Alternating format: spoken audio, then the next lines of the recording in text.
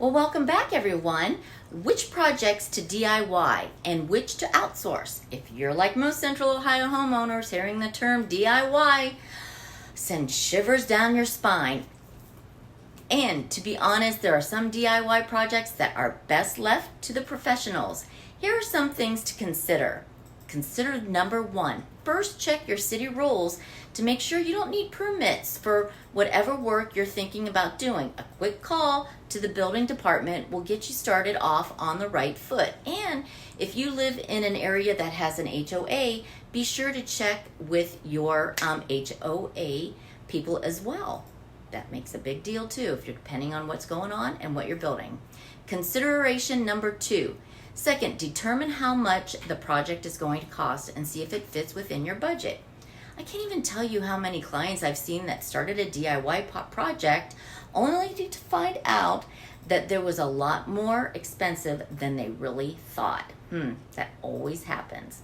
Consideration number three, determine the scope of work involved. Just because your favorite HGTV personalities make DIY project look simple that you could finish it all in one weekend doesn't mean they actually are.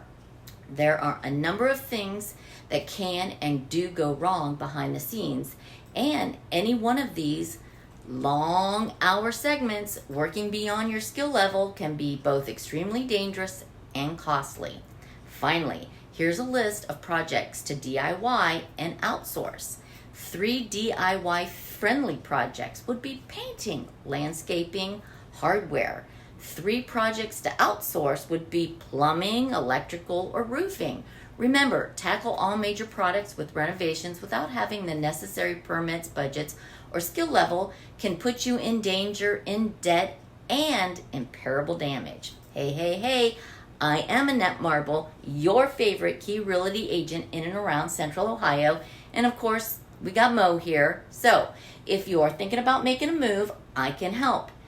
If this is the first time to our channel and you want to know everything about eating, sleeping, working, playing, the good, the bad of living in and around Columbus, Ohio, please subscribe and tap that bell for notifications. This way you can be the first to know about what is going on in the current market and the latest trends in real estate. And please like my videos and give me some thumbs up. Oh, see, he's leaving. He's already bored. And give us some thumbs up so that we can keep making these videos for you. And don't forget, we are always in and around Central Ohio, and we're keeping it real here in real estate with Annette Marble and Associates.